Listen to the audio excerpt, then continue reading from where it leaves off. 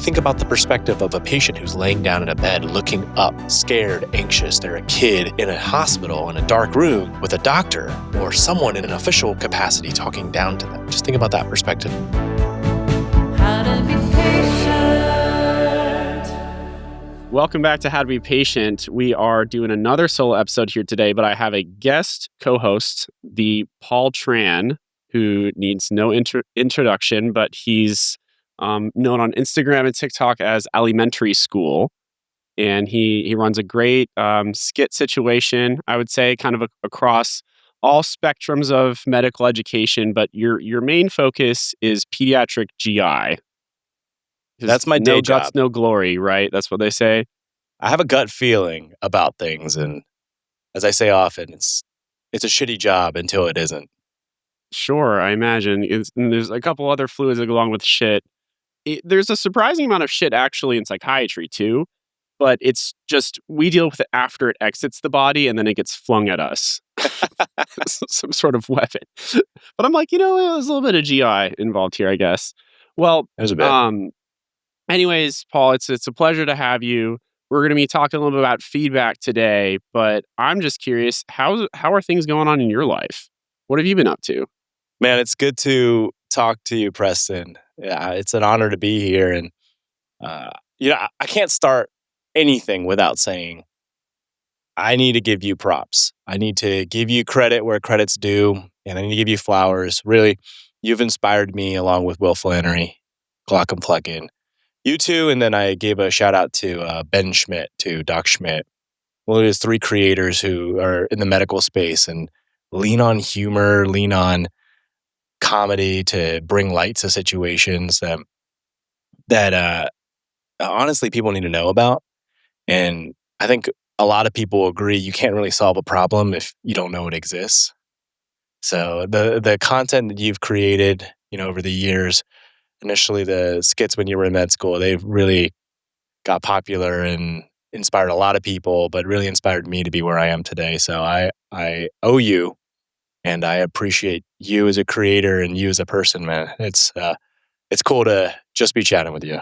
Oh, well, thank you. I really appreciate that. And I'm honored that, someone as prolific and successful as you draws inspiration from me. I don't think I got into this thinking other people would be inspired. And I feel like you're also secondhand inspired by Will through me because I was kind of inspired by him. So we're on this conga line, I think, Right. following Dr. Glockenflecken. But, it's like comedy's like making your grandma's chicken noodle soup in a little bit. You follow the same recipe. A comedy comes in threes. You add the twist at the end. You look at things through a different lens, but you have your own flavor that you put into it. And then no one else can create things the way that you do it. So, I have things I make in my own. You take things, make them your own. And it's cool to see people do it well.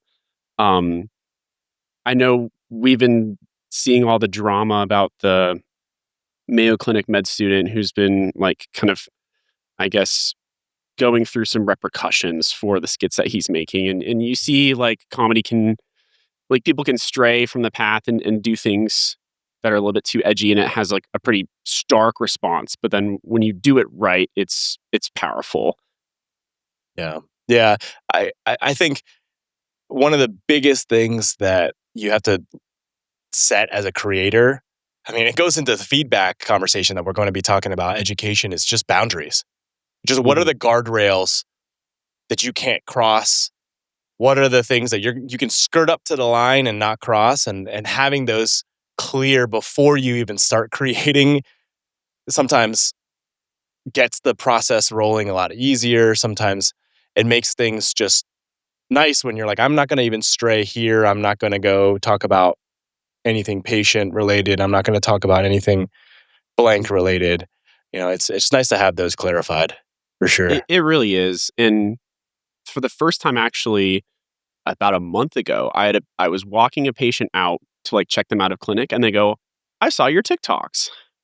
And that never happened to me before. And I imagine it probably doesn't happen to you with your infants that you're doing, scopes on. Maybe some of the older kiddos, The teens, yeah. or their parents, yeah. But it kind of hit me, wow. I already knew that every patient I'm ever having technically could be seeing all my content, but you still kind of live a little bit in denial and keep them separate. But that was like very, very crystallized. Like, you know me as your psychiatrist, but you have access to all my pages and you've connected the two. So I can't imagine producing anything that would make fun of a patient or imply that I have some like judgment or discernment towards them that's negative, which has actually made comedy kind of hard for me going to residency because a lot of the drama and content in psychiatry, it's like between the psychiatrist and the patient. Yeah. And there's a lot of funny shit that goes on there, and none of it is fair game for like the online world. So it's been kind of challenging. Like, I could do the other specialty thing, but a lot of people have have tapped into that. So Right. it's like kind of like, huh? And then you try to take on insurance companies. So it's interesting. Like what becomes fair game? Kind of the room starts to get a little bit smaller. So I've actually kind of just been like, you know what? I think I'll just do what I feel like doing, and that's been like gardening and coffee recently. But we'll see what comes up in the future that I find funny. Oh, I mean, you're insanely relatable because of it. People see this espresso maker, they see you making coffee, they see you talking about what's at the top of your head, and they're like, "Hey, Preston's my guy." We're just hanging out, and that's one Mhm. of the things that you've tapped into really well. I mean, patients will see my stuff, and they're like, "I don't get it, but it's funny." But I'm like, And I a lot of the know it's humor's funny. in the Yeah. circumstance of relating to it. So, Mhm. uh, for me, if I'm consenting a patient in the middle of the night, I'm doing an emergent procedure, I'm doing a GI bleed, or I'm doing something Mhm. sigmoid volvulus I came in for, overnight one time. If I'm consenting you and you're like, this is the guy that's going to do my procedure, this guy that made this video, you know, at the end of the day, you're going to sign to consent to me doing the procedure. So you have to trust me immediately, and regardless of how much I've talked to you previously, what your Mhm. impression is, how true that is compared to my day to day. So all of it blends together, and the digital footprint, it's a bigger footprint than ever. You know, Yeah. Yeah, then we could appreciate. Um, but I think enough of the tangible feedback that we get online, because we can talk about till the cows come home. I wanna get into kind of the meat and potatoes of today's episode, which is clinical feedback. And Margaret's not here. Rest in peace, Margaret. Um, just kidding, she's not dead, she's just in the hospital seeing an admission. So, hang in there, girl. But Margaret's favorite part maybe is the icebreaker. And so for the icebreaker today, um, I want us to pick something that is the worst feedback we've ever received. And and I want to open it up and say this doesn't have to be in the clinic. It can just be ever. oh What's man, what's something something terrible that comes to mind? And since I'm just throwing this on you right now, I'll go first. I love it.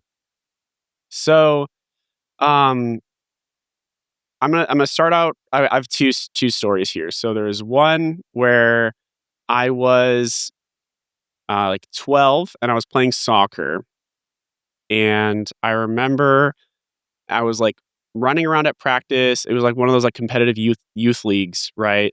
And I'm like playing right mid. I'm running up and down the field. And I try my best to stay on top of the ball, and then I like get super tired, and I tag out and I go and sit on the bench. And sometimes there's other players there, and they like give you feedback on how you were doing during the game. Like, oh, like I saw this thing, maybe I could help you out. And then of course we usually just externalize and be like, well, you weren't, fucking out there. Like, what's your problem, dude? And we just bicker with each other because all these 14-year-old soccer players have all ego and no introspection. So I sit down next to this kid and he turns to me and he goes, you'd actually be kind of attractive if your nose wasn't so weird. Whew. And I was like, damn. What? Oh, so nothing about my right mid. And like that kid fucking hated me because I replaced him on the soccer team. Like he got moved down to the JV team when I went up there, but all of his feedback was very pointed and about stuff that I couldn't control, about my appearance. So I guess that was one piece of feedback that I got that still sticks with me. Um, and you can do with that what you will, but it's overall a bad piece of feedback that I've gotten. The next one is probably during unfortunately my peds rotation in Oh medical no. school. Oh no. Yeah, it was the I think it was the chief of pediatrics or someone pretty high up who was on a rotation, and we like selected him at the end of the rotation to do like our feedback forms because we spent like 3 weeks with him, and he just put a period like for each like fill-in box on the way down. Because it was And required to have something in there. to complete the form, you Yep. had to put something down for every single box of like, what did the student do well? What did the student do poorly? What would you recommend they improve on? And each one was just a period. And no one had ever done that before. He was the first one. And no one's done it since, actually. So that was pretty bad. That's when feedback is purely formality. I don't even care enough to say a word. You get a punctuation mark. Yeah. And the thing is, like, you could say that the quality of the feedback was poor because he only put a period in there. But really, I think what he was trying to tell me is that I care so little about you as a person. I disliked my time with you so much on our 3 weeks that I'm not even going to dignify you by giving you the time to do anything more than that period. Which he didn't say, but he might as well have, I guess. Yeah. Or at least that's how insecure M3 Preston took it. I would say that's how most anyone would take it. You don't even know my name. That period is not personalized in any way, shape, or form. That could be for any single person, any single blank, any single form that is required to submit. Yeah. Isn't it funny how universal period is? Like, it's a compliment, right? You can be like, period. Right. And then you just get a period on a feedback. You're like, period. Fuck. This is not what he meant. he was not I don't giving think he me was any saying applause. period. Med student, period. I'm going to say this. It's hilarious, your first piece of feedback, your nose, because that's the first thought that I really manifested. My nose. I have Oh, never... I thought it was my nose. No, my You're no, like- no. It's actually your You're like, nose. that's Yeah. the first thing I noticed about you, too. The first thing was, Preston, you'd be a lot more attractive, man, if you did something about your nose. Like, damn, you too? Maybe that was good feedback. Hey, it's twice is a coincidence. It's 3 times for a pattern. True. I until maybe a couple years ago, I had never really thought about my nose, and my mom used to grow up. I grew up with my mom saying like, "Hey, your nose is mine. It's big. Blah blah blah, whatever." But recently, there's been a string of people on TikTok primarily commenting on how big my nostrils are. Like they will put the pig emoji whenever I'm doing like a talking head. They'll say, "Bro's nose took up the whole screen," or "his nostrils took up the whole screen." They'll put like a picture of a lion that like has a surprise face Oh my and its nose God. is huge. Like, It's bro's got to the breathing in point where my 4K. wife is like, "Your nose is fine." I'm like, it's kind of weird, but whatever. So what is it with noses? I don't get it. And what is it with the internet making you self-conscious about something that you weren't self-conscious about before? So like my philtrum, my upper lip comes into a point. So when I do talking head videos, people they post like this snapping turtle with with the top, and it's like, and they're like, why you look like on turtle lips? I was like, bro, I didn't even know about this till y'all brought it up. Oh my gosh. It's amazing to see the amount of small trivialities that people find. I will say this. About 2 years ago, when I first started with skits, 2.5 years ago, I did a skit, and I think someone meant this in kindness, or they meant to relate to me. I did a skit in the NICU, and I was talking about random things that you hear in the NICU, and someone said, "Dr. Tran, were you a NICU baby too? Both of my preemies have flat heads." And I was like, "Wait, what?" No, this is a true story. So I read this Oh my comment. gosh. I go right to my wife. I'm like, "Can you believe this comment?" I read it out to her. I was like, "Is my head that flat?" And she goes, "Well," she didn't deny.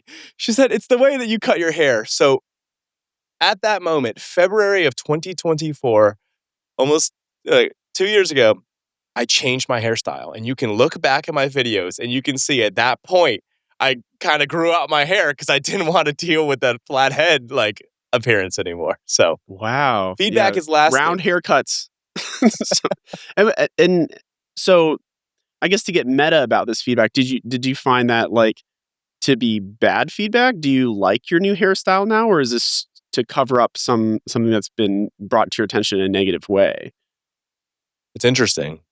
I had that hairstyle since first year of med school. So it was about time. I've always thought about, I needed to change my hairstyle anyway. That was an impetus for me.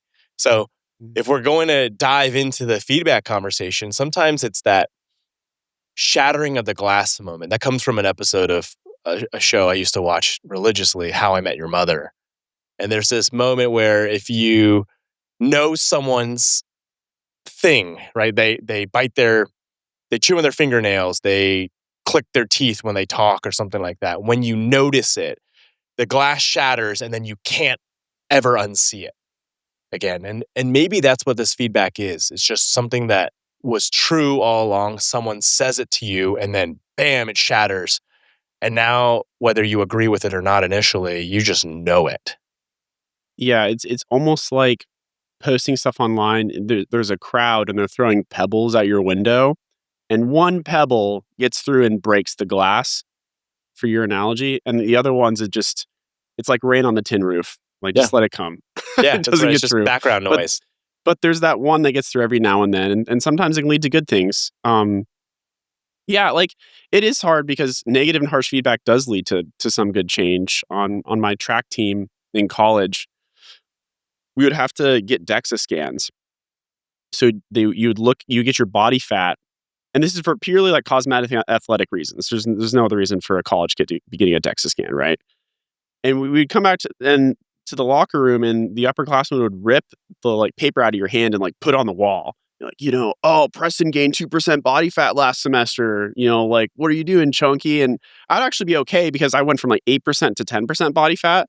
But like, I remember one of the kids went up to like 14% body fat, which for a cross country runner is like, you might as well apply for the Biggest Loser at that point, in as far as they're concerned. And they nicknamed him Chubbs after that. Wow. And he like started eating only salads, was restricting a lot. He lost a lot of weight and he got faster, but you could tell like messed the guy up. And I remember people on the team afterwards were saying, see, bullying works.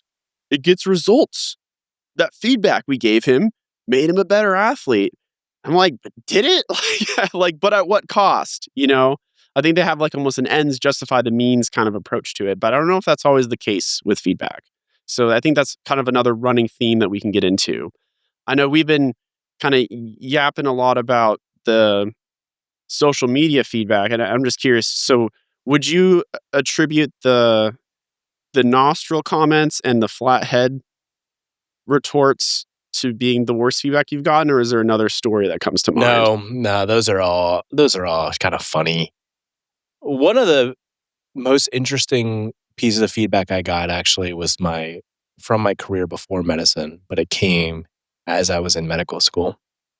So some people know this. I was a competitive figure skater before my career in medicine. So growing up, I was a singles figure skater, skated by myself, and went up to the level right before senior, so junior, and went to the junior nationals and competed and did it for 10 years. Moved to the Olympic Training Center rink in Colorado Springs, skated along a lot of Olympians, future Olympians, and I loved it at first, and then it became a chore. Became one of those things where I was training 4 or 5 hours a day on ice, off ice, and just became reality. And it was that sunk cost fallacy. It was like, I've done it long enough, right? I'm here. Lost passion Might for as well it. just go to the Olympics, right? Yeah. Let's just go. But I was lazy. We just didn't have a heart for it. Starting in last 3 years of skating in high school, and in my first year of med school, my old coach from growing up reached out to me. He had kind of fallen off the face of the earth. I hadn't heard from him for 7, 8 years. And he goes, "Hey, Paul, I just want to let you know that you are the most talented skater that I've ever seen. I've ever seen, and you could have gone so far, but you didn't give a shit. And I think about that a lot. I read that, and that hit me. That hit me harder than really anything because it was someone who had pushed me really hard.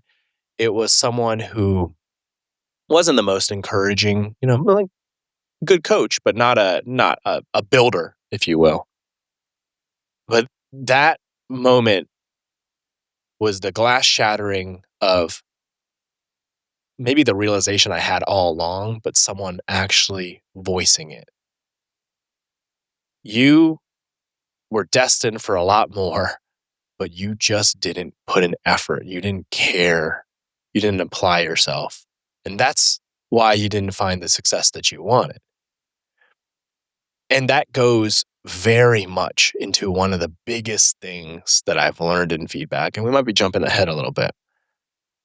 But one of the practical things that I've learned about feedback is this concept called wise feedback that Adam Grant talks about in his book, Hidden Potential. And there's this really cool psychology study actually in middle school kids where they compared wise feedback, which was 19 words. I'm giving you this feedback because I have high expectations, but I know that you will meet them, versus a control, which was I'm giving you feedback for your paper, essentially. And across the board, wise feedback helped students actually interact with the feedback. They were more likely with the wise feedback to turn in a optional draft. They didn't have to. More likely to have actual better drafts because of it. So the feedback they engaged with more, and then it was actually meaningful. It actually changed outcomes. And I bring this up because in retrospect, that's what my skating coach did. He said, I saw a vision for you. It wasn't really high expectations, but I saw your future. But, you didn't give a damn. You didn't give a shit. I wish he had said that earlier. I wish he had said that in the moment. Hey man, you could go really far, but you're not applying yourself. I see you as some place where you could be, but you're not there yet. And helping me see, giving the refining feedback, because that's not going to push me, but that could help me realize sooner for myself. Wow, I do have a lot more potential. I do have more potential. I have potential to get to that 10% body fat. I'm at 14, I could get to 10. Uh, they're essentially building me up with the potential that I need to realize for myself, and then I can work towards that potential. One thing that comes to mind when you share the story, it's a really powerful moment too. Thank you for bringing that up. Is the glass shattering maybe from your perception from other people versus your perception towards yourself? I wonder if a part of you kind of knew that you didn't give a shit, but it was finding out that the coach also knew that you didn't give a shit. That was the glass shattering. Yeah, that's really insightful. Absolutely. Absolutely. I thought this was a private wrestling match. I thought this was Mhm. my own inner demon that I know I'm not going to get there, but it was public for others to see. And maybe sometimes we need that validation of the struggle that we're having Mhm. to Well, overcome it. it's easy to have denial about things that you think are private, and when other people cast a light on it, open up your closet and look at it, that's when it gets urgent. It's funny, we're doing on the side of this like an existential psychotherapy kind of course, or I guess like a mini series. And what you're describing, which we've kind of gone over in one of our other episodes, is something called existential guilt, which is that feeling of guilt or defeat about the gap between where you are and where you think you could have been. Mm, And it's funny because existential guilt causes a lot of distress in people, but it's also one of the best catalysts for change, yeah. is knowing that you have high expectations and you can realize them. So Yeah. that's actually like one of the things that you focus on in therapy with you have an existential lens is to help people turn the magnifying glass on their sources of existential guilt and then say, okay, you do have this vision for yourself. You do have this wish for yourself. Now, what choices are you going to make to realize that wish? Because a lot of people can kind of sit around with unarticulated existential guilt. I could be doing a lot of stuff, but I don't know. Oh, I'm stuck out there. And I think like your example's more clear cut with like figure skating. It's a very specific thing, but that problem is not unique to you at all. And it just kind of lingers in a vague cloud over a lot of people. Yeah. Wow. Existential guilt. Mm-hmm. That's really cool to hear. There's a term and methodology to addressing that, because that goes very much into what I try to help people with in terms of giving feedback and then also eliciting feedback too, addressing that existential guilt and that gap. You will find no shortage of med students that don't have existential guilt or do have existential guilt. So, yeah, feel free to bring it up. I'm sure they will bite on it and probably resonate a lot with the label or the term. Oh, that's great. So, yeah, this is a kind of a great start. So we're going to take a quick break. When we come back, let's go more into just how we approach receiving feedback and if there is actually a roadmap that you can follow when you receive feedback, or you just take it on the chin and move forward. So right after these messages, let's get feedback in.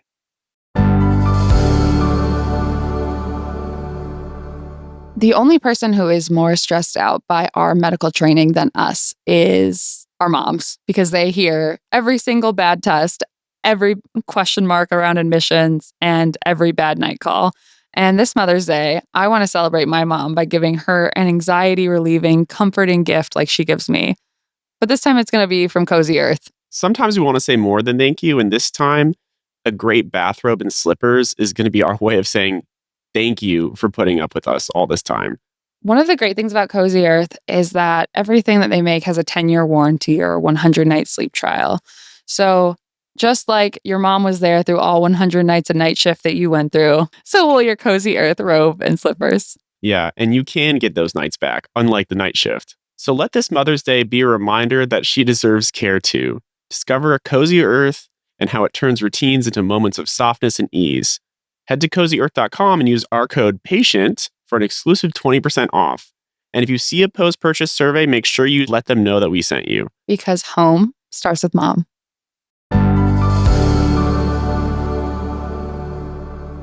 Paul, what do you think about when you're trying to explain good ways to receive feedback? Is there any kind of a roadmap or like a protocol that you follow? Absolutely. I've thought about this a lot. I talk to a lot of people about feedback on both sides, givers and receivers.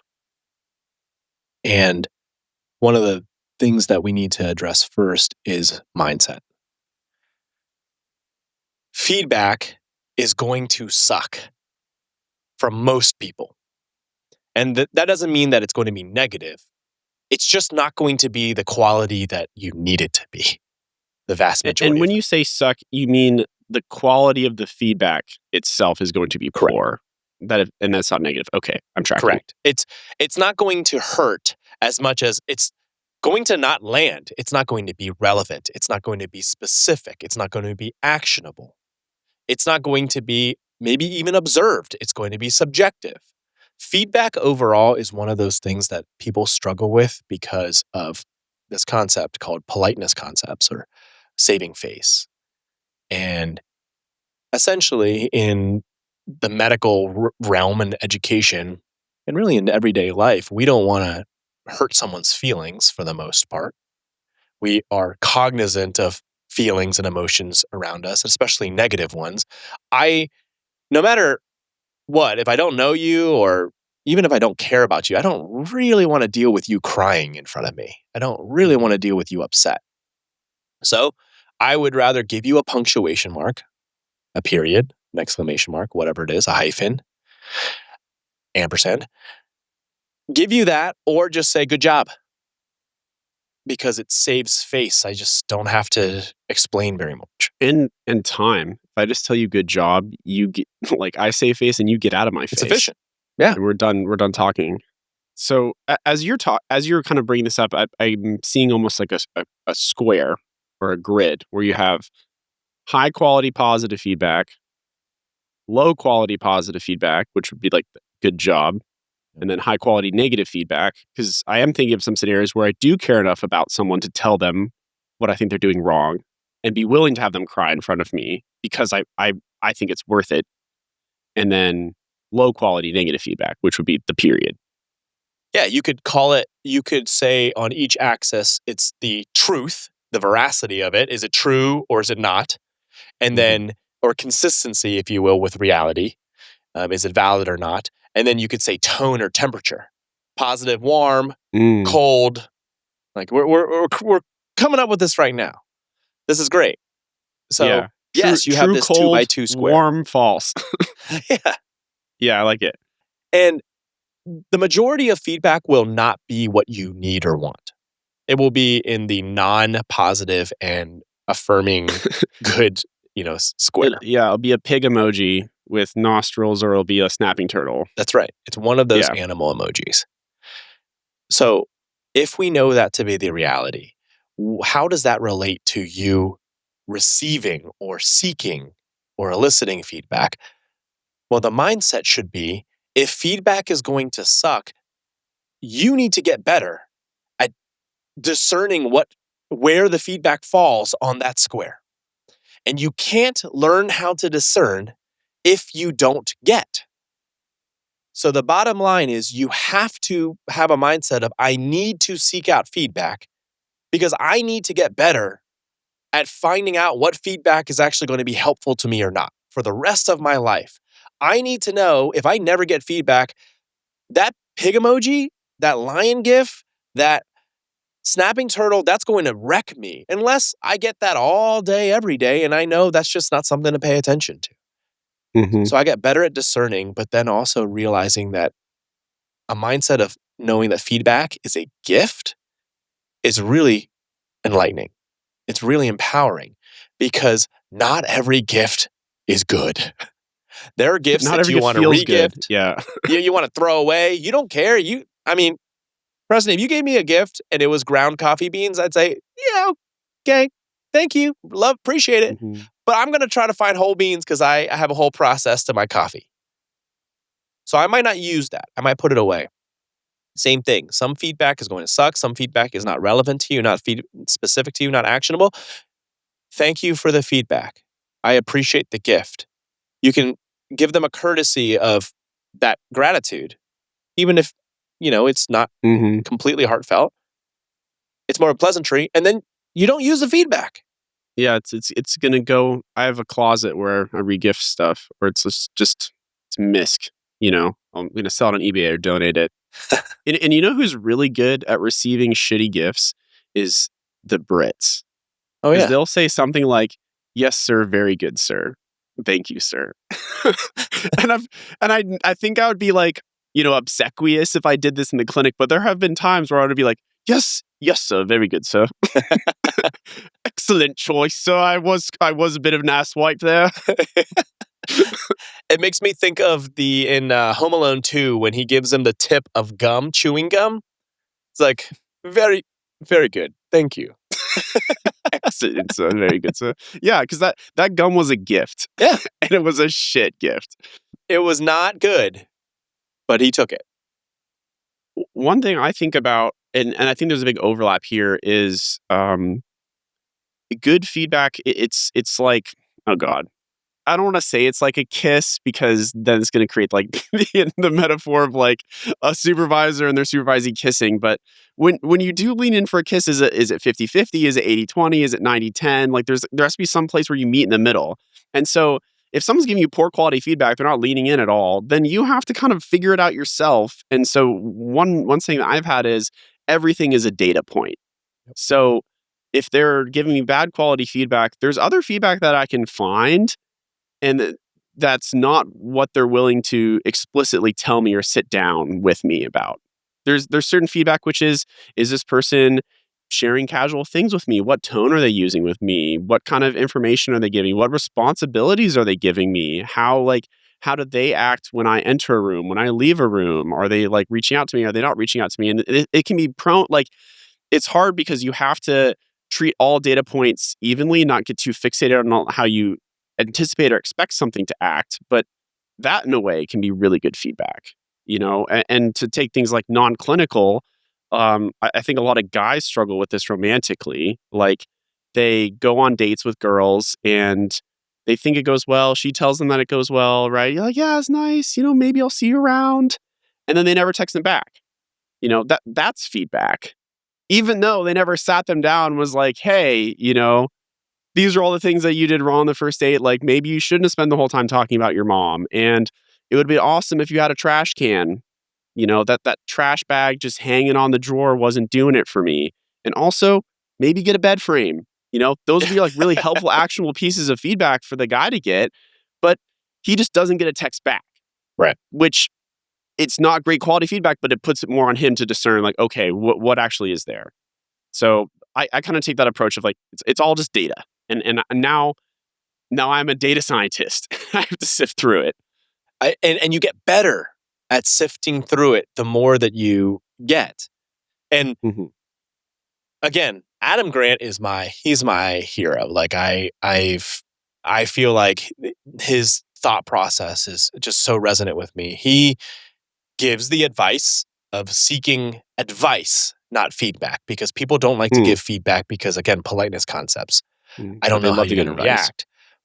But generally, people like giving advice because I want my advice to succeed. I want to be seen as someone who's wise. If I'm giving you feedback, like, I look like a critic, but if I'm giving you advice, it looks like I'm a coach. I'm a cheerleader. I'm trying to empower you. So one of the things you can ask for is advice. Instead of saying, hey, do you have any feedback for me on this rotation? You can come and say, I'm trying to get here. And I love this existential guilt that you're talking about, because there's a gap. There's a place you're trying to go to, and you have a judgment of where you are now. They have a judgment of where you are now. So you can just say, I'm trying to get to this point. I know I'm not there yet. They might say, oh, you're not even where you think you are. You're even below that. Okay, but we know then that I'm not here where I want to be. What advice would you give me to get there? So asking for advice towards that specific goal is really powerful. But then my fellow, and I've got to shout her out, Anita Hussein, she's going to join me as a partner. She changed everything with this superpower for advice. She found out that when you go to people and ask for advice, people they might be more willing to give advice than feedback, but not everyone engages because of cognitive load. They're usually too busy. They're thinking about other things. They're distracted. That time constraint. It's hard for me when I'm in the middle of a task or thinking about something else to, from scratch, come up with advice for you to get to your goal, because I might not know you. So what she does, and she said it's essentially 100% hit rate. She will go to someone and say, I am here, or I'm here. I want to get here. Here's what I've done already. This. Or here's what I plan to do. This to get here. What would you do differently? What advice would you give me based on what your experience is? And I'm like, dang, that is so powerful. She said 100% of people engage because you've done the work now. You've removed the cognitive load, lowered the activation energy for a reaction to catalyze. And you're inviting them to critique. You said, what would you do differently? They are more amenable to telling you because you've asked. And weirdly enough, people are more comfortable pointing out what's wrong than what's right. It's just it like naturally we're more comfortable saying no, and naturally we're as humans are more inclined to say what's wrong with this picture. Like, that's the kind of problem that we lean to and we like. But could you make a good picture is really hard to do. Could you give me good advice? I saw I saw like a meme, or it was like a tweet where someone was like, they got tired of of posting on Reddit asking for tech advice because no one would help them out with their problems. So instead, they would go find posts where someone was asking a similar question and then reply with a flagrantly wrong answer. And then someone would respond to correct them with the actual right thing to do because people love to point out Mhm. when something's wrong or different or correct someone that they hate to just like help. And that, That's right. that like, what would you do differently? I've already done this. What's wrong with that picture? That just like reminds me of that. It's almost like let me biohack your kind of trick you into playing a little game where you enjoy, finding what's wrong here instead of building a whole narrative for me. That's right. People don't want to start a new thread. They want to reply. Mm-hmm. And that's what you're doing. You're starting the thread and you're inviting them to reply. Yeah. I get DMs asking for advice a lot, and usually it's like high cognitive load stuff. Hey, I'm a med student thinking about psychiatry. What advice do you have for me? And this is a person like I can't even look at their profile because it's private. It's just like a picture of a cat or something. And I'm sure they're a nice person, but I'm like, dog, I don't even know where to start. Right. I'm thinking about psychiatry. What advice do you have? I don't know nothing about your life. Like, what advice I even have that'd be relevant for you? So I usually end up kind of like scrolling right past them. But it has like I have replied more often when someone says like I'm torn between these two choices. What would you pick in this scenario? This is why I'm weighing. This is why I'm not. Oh, then I can just reflect back to them like sounds like X, Y, and Z. So you might be better with this. And the difference isn't much. It can be like 3 sentences, but that's enough for the thread to have been started. Oh, absolutely. I am torn between neurology and psychiatry because there's interplay in some of the conditions I've seen. Did you ever struggle with that? And what or did you ever think through Mhm. those fields and how did you decide? You have a ground to stand on and build upon. Yeah. I'm torn between upper GI and lower GI. What end of the tube do you like to stick the camera through? Hang right around the What ligamentary. would you do differently? My advice is just hang around right around the duodenojejunal border, and you never have to choose. Yeah, exactly. Sure. um, so in summary, all feedback is a gift, but not all gifts are good. That's But right. we still take them politely and tuck them away, and we can find a way to get help from them. All feedback, whether it's high quality or low quality, is a data point that you can do something with. And when you are trying to solicit feedback from people, frame it as advice, not necessarily feedback, and start the thread yourself. Start the thread with a reflection. I Mhm. think I'm here. And acknowledge. Air out I'm your not- own existential guilt. That's right. That's right. Publicize your existential guilt. Here's the gap. I acknowledge that I'm not there yet, and I want to be there, wherever there is. What advice would you give me to get there? And on the flip side, because we do not teach people how to give feedback well. We don't train people how to mentor and teach well. On the flip side, have people acknowledge that gap. Because some people may not be aware of that existential guilt yet. They might be pre-contemplative, right? Like they don't know that that's a term, let alone something that they should be struggling with or maybe are close to struggling with. So the meta thing that I do is I just say it up front. I say, "Are you where you want to be as a clinician? Are you where you want to be as a resident? Are you where you want to be as a third-year medical student?" And usually people either respond right away or they need a clarification, like in what sense? Like clinically, like knowledge-wise, whatever.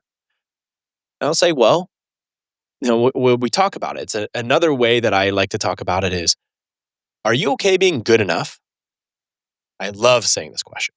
Are you okay being good enough? And I'm very, very open with it. Open and people are like, I don't know what you mean. Like, No. Like, what do you want to be? Great. The best. I'm like, okay, that's where most of us are. Going into medicine, you want to strive to be the best or at least great at what you do. You want to strive towards mastery. And then I say it is domain specific. You know, you and I, we are not surgeons. We do not need to be great at suturing. We do not need to be great at knot tying. We can be good enough at skills like that. But clinical reasoning, communication, essential in our fields, we need to strive for more. Yes, domain specific. But then if someone acknowledges that they don't want to be good enough and they want to be great, then I say, do you think you're great at blank? No, far from it. Okay. And then the wise feedback.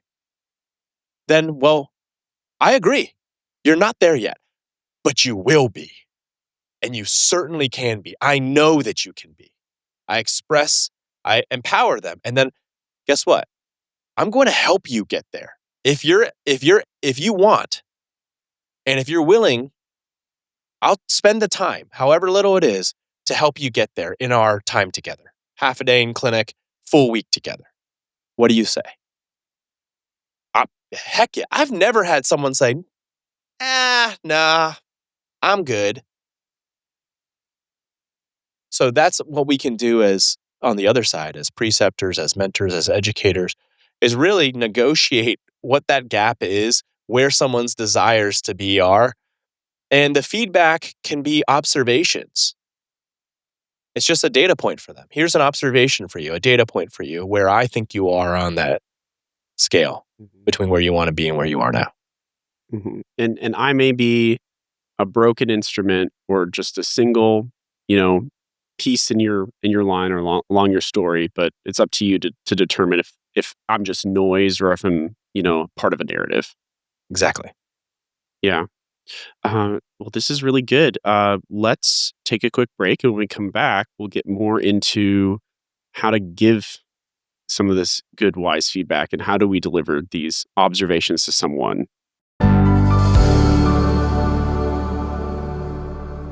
Right before the break, Paul, you did a great job of bringing up how to kind of solicit someone's existential guilt as we've been using this episode, that gap between being good enough and being great, where they want to be, and how to kind of pivot them towards the advice that you're going to give them. But when it actually comes to getting granular about the observations that you're making, what are some of the good things to look out for? Because you could just tell someone, hey, you'd be a lot more attractive if your nose wasn't so weird.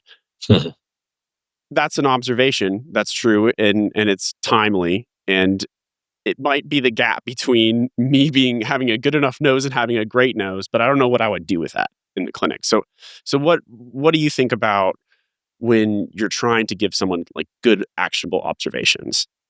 I try to be very mindful of what the other perspective is. And the number one perspective that I remember as a learner from medical school all the way through fellowship, and the number one perspective that I hear now is that I cannot tell if the feedback is a preference or something that I need to implement in my practice.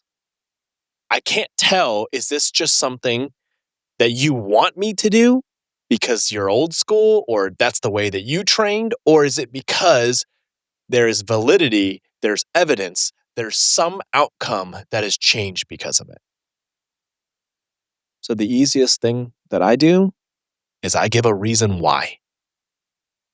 And it seems so obvious, but people do not tell you the reasons why.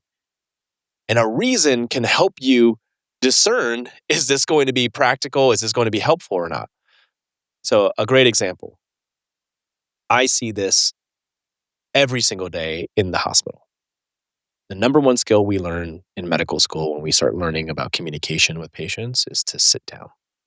Introduce yourself, wash your hands, all that in OSCEs, but then sit down. I very rarely see people sit down in the hospital.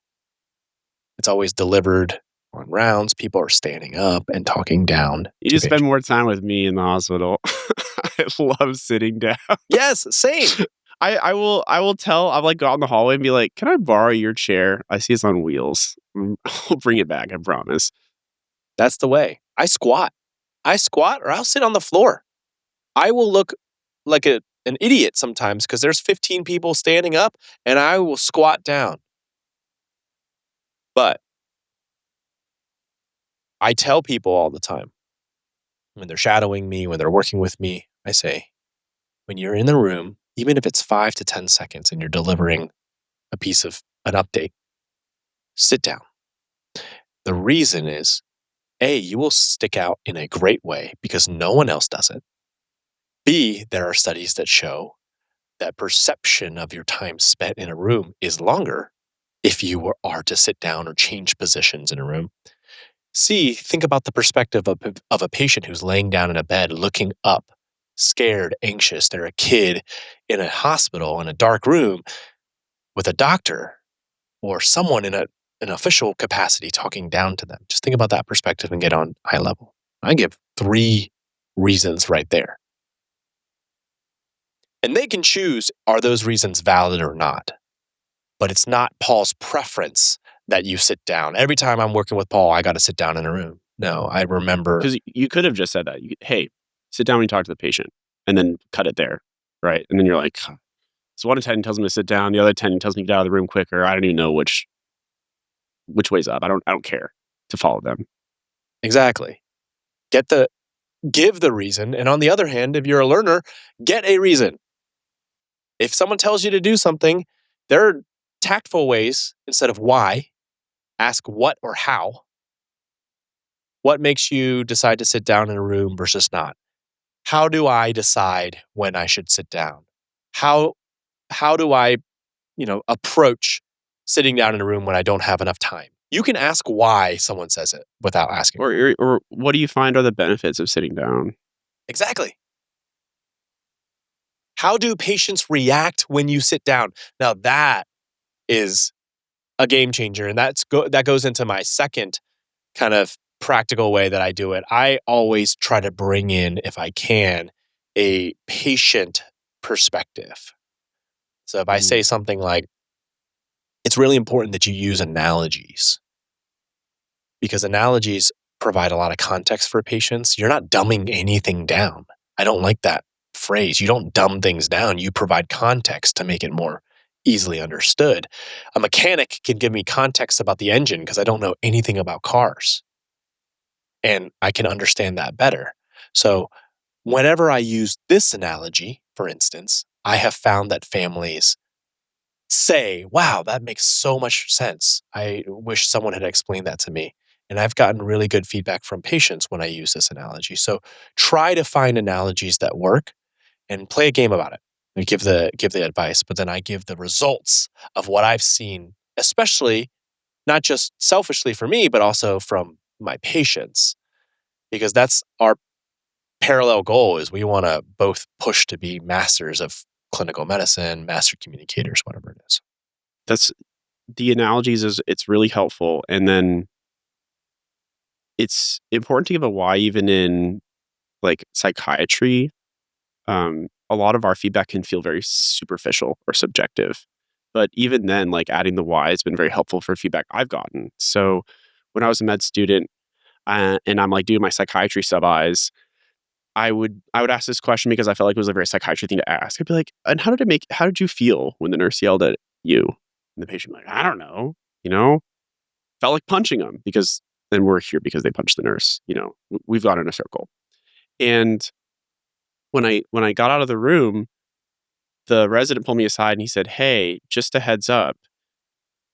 It takes a lot of insight for people to identify how they're feeling and name the emotion and give it back to you. So you're asking a hard question when you say, how did you feel? But instead, you could just say, what was going through your mind? Or what thoughts did you have? Because people can identify thoughts really quickly or just tell you what's going on in their mind. It's really hard for them to pick out their emotions. And I was like, oh, he could have just said, stop asking the patient how that make you feel. But instead, he gave a really helpful reason as to why to transition it to asking them the what about their thoughts. And then actually you as the clinician can name the feeling. So, you could say something like, what was going through your mind when you hit the nurse, that I wanted to hurt her, that, she had it coming to her. And I was like, you felt that you wanted to get justice. You were betrayed and you wanted to feel vindicated. And so now I'm naming the emotions, and that helps the patient feel more seen. So that's actually, developed the framework that I have for a lot of therapy, which is ask the patients for their thoughts and behaviors, and I'll name the emotions. And it helps us like bridge our connection a lot better. And a lot of it starts with just getting that good reason, that good feedback. I love the example that you just said about the resident telling you that and giving you that feedback. I would augment that even one step further to build upon that because You it's give such a him good feedback example. on his feedback. Yeah, feedback on the feedback. Well, that's a perfect example of someone building you up and something that affected you to this day. And one of the things that you can use as an educator is starting that conversation right there. If that was me and you, I'd say, "Hey, Preston, did you notice how the patient responded when you asked?" Because now I can see your insight. You're talking about the patient's insight, but now I can see your insight as a learner. Did you actually notice that the patient made a face or was like really confused or paused when you asked that question?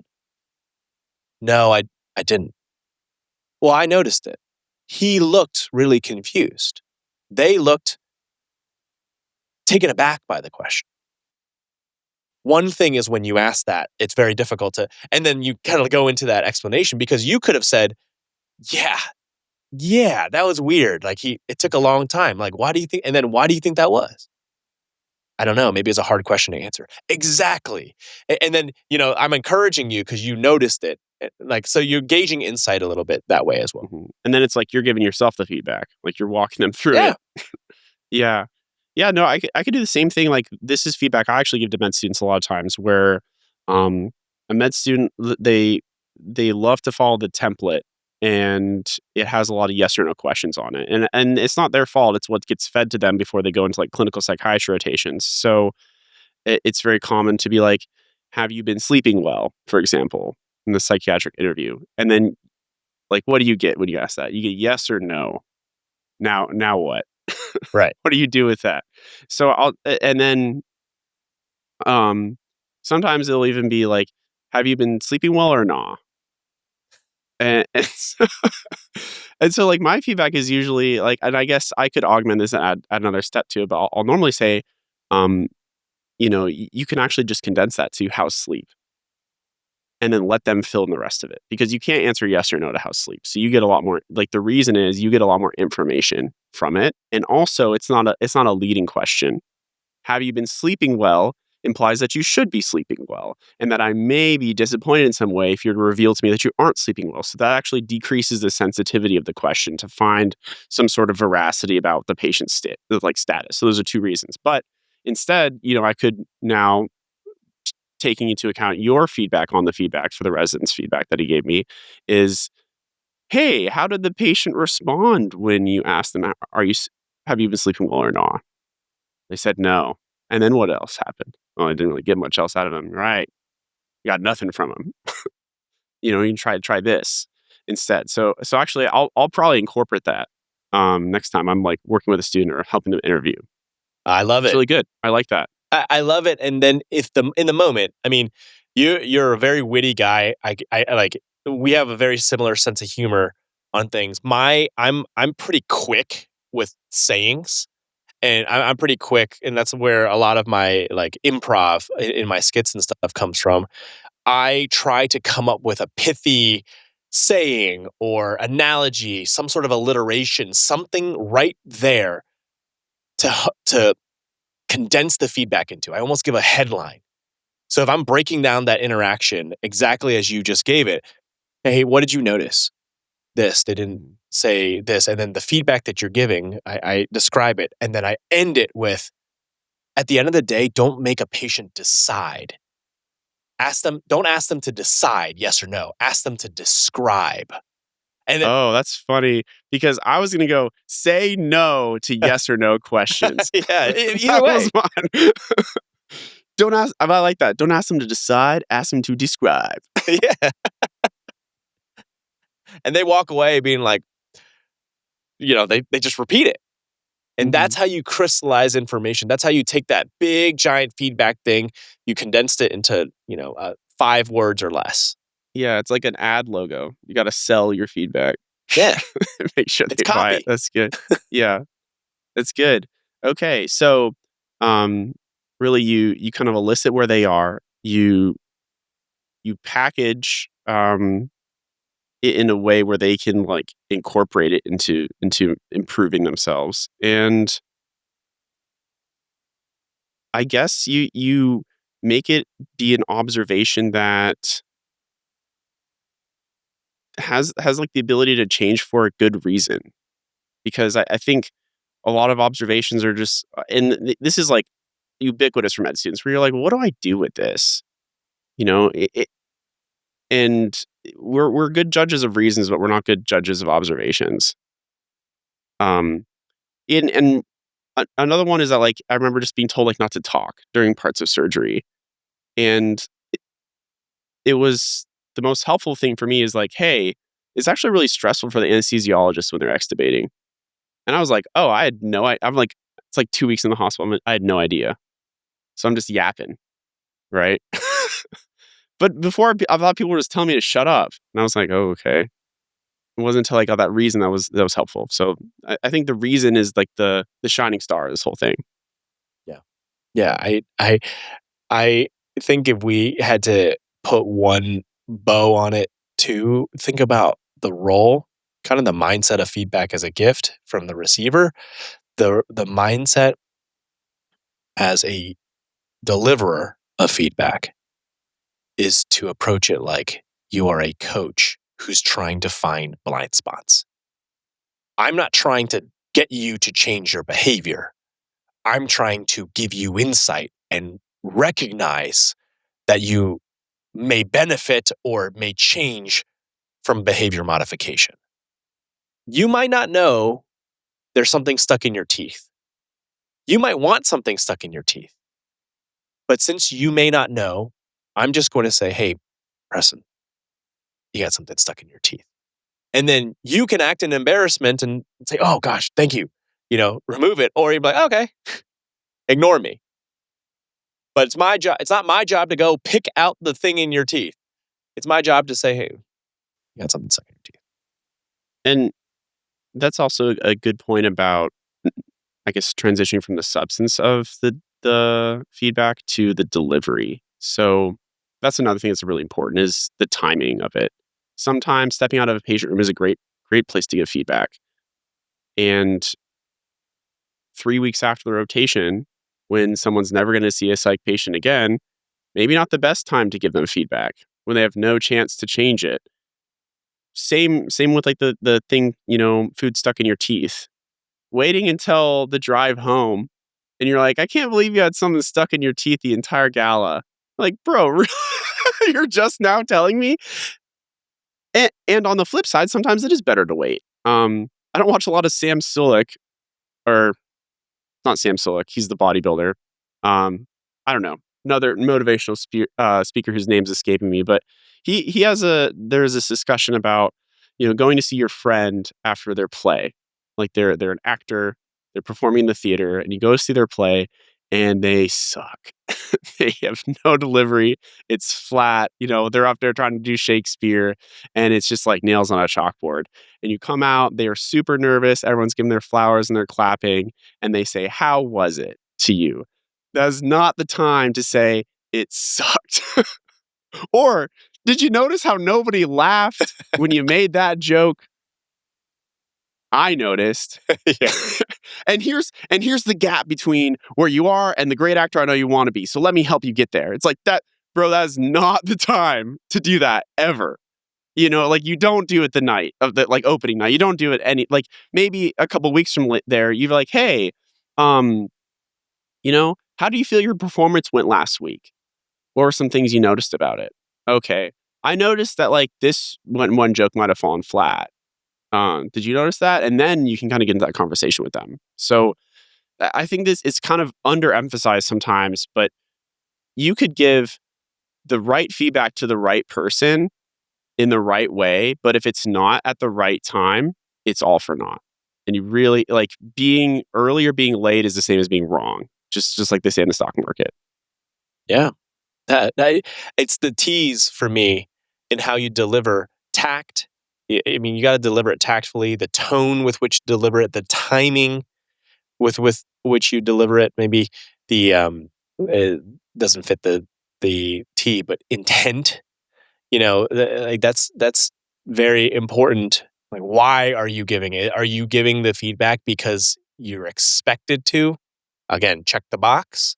Or are you giving it because of what I like to do and be meta and say, hey, this is hard feedback to give, but I want you to hear it from me because you know that I care, right? Like, you know that I'm trying to invest in you, right? So it would be easy for me to not say this. And most people are like, no, I appreciate you. Like, thank you for doing that. Like, I know it takes a lot to say it, even beforehand. And then afterwards, I try not to couch it anymore. I've already said it up front. Like, this is going to be hard to hear. But I say it because I know where you want to go and I know where you can be. And so like that friend, maybe it's not the night of, for sure. It's not weeks later before the review, but maybe it's several days and say, hey, I want you to hear it from me before you read a review or you see TikTok videos about the performance. And then they'll probably appreciate it because they're like, hey, like, thank you. I needed that real opinion before I was blindsided by it. Mm-hmm.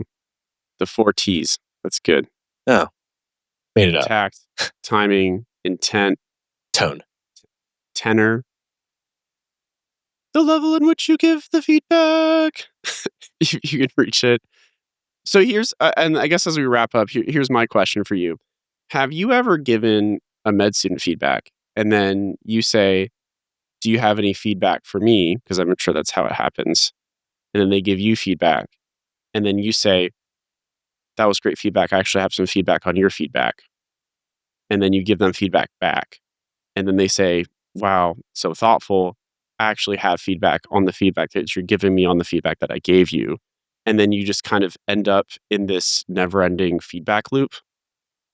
How do you, it's does that happen to you close. often, or how do you break out of that? It's close. I learned how to break out of it, actually, right around iteration 27. My feedback is I don't generally get to 30. So my feedback is usually this is where the feedback would stop if we were sensible people. And generally people respond to that. That's a gift that's savored, if you will. The gift that keeps on giving, really. That's right. Are you worried that one day we'll reach the feedback singularity and the earth will implode when we've given too much feedback? At that point, though, is it feedback? Does it reverse? Are we talking about a singularity where now the polarity has reversed? It's no longer positive, negative. Our 2x2 has flipped. And now it's feed forward. Eat forward. It's no longer feedback. No, it's shit forward. That's right. Because you're not feeding, yeah. Oh my God. It's kind of like antimatter. That's right. You can catch the next part of this on Patreon. It's patreon.com/howtobepatientpod. Well, I think the discussion of the future of theoretical feedback physics, it can be saved for another episode. But I think that's a good place to stop for today. I want to say again, Paul, thanks for being here. It's a pleasure chatting with you. I feel decorated in flowers, so thank you for giving me my flowers. And I guess my only feedback for you is I loved this conversation, and I really appreciated all your insights. Yeah, this was a lot of fun, and clearly, there's a lot to talk about with feedback in general. We have all sorts of things to talk about, but this is so valuable because we just don't do it well. So thanks for giving me the opportunity to talk about it and share some ideas and really fun to chat. Yeah, of course. And to you, the listener, if you have any feedback for us, let us know how the show is, what you're thinking, what you're not thinking. Margaret and I are always in Spotify comments. I'm sure Paul will be in the Spotify comments whenever this episode comes out.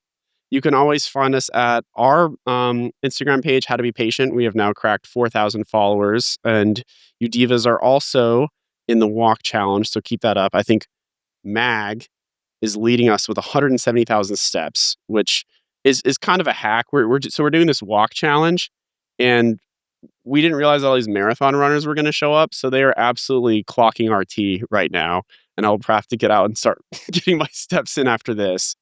But anyways, shout out to Mags and the rest of the top three. Let me look these guys up. Actually, mostly gals, I think. I think we have 3 women leading us. Yeah, so we have Mags, Isabella, and Nicole with 200,000, 204,000, 182,000, 168,000 steps, respectively. I am holding up 12th position with 123,000 steps.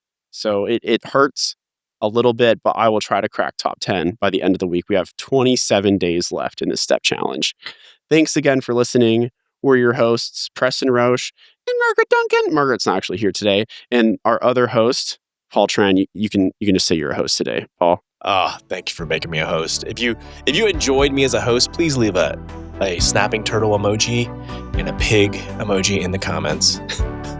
Or if you really liked him, you can follow him on @Alimentary School on all of his socials. That's Paul Tran. And then it's ALIMENTARY School. Thanks again for listening. Your producers are Preston Roche, Margaret Duncan, Will Flannery, Kristen Flannery, Aaron Corney, Rob Goldman, and Shanti Brooke. Our editor and engineer is Jason Partizo. Our music is by Omer Benz V. To learn more about our program disclaimer and ethics policy, submission verification and licensing terms, and our HIPAA release terms, go to howtobepatientpod.com or reach out to us at human-content.com with any questions or concerns. How to Be Patient is a human content production.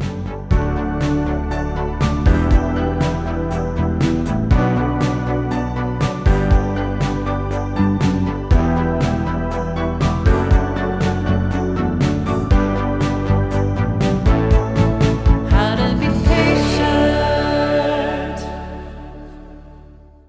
Thank you for watching. If you want to see more of us, or if you want to see, this is Lilac, she's my cat. She's going to be waving her hand at one of the floating boxes, which will lead to more episodes. Lilac, point to the other episodes. Lilac doesn't know what the internet is, but I swear they're there. They probably exist for real. But in the meantime, I'm just going to pet Lilac, and then I'm going to go dance in the background.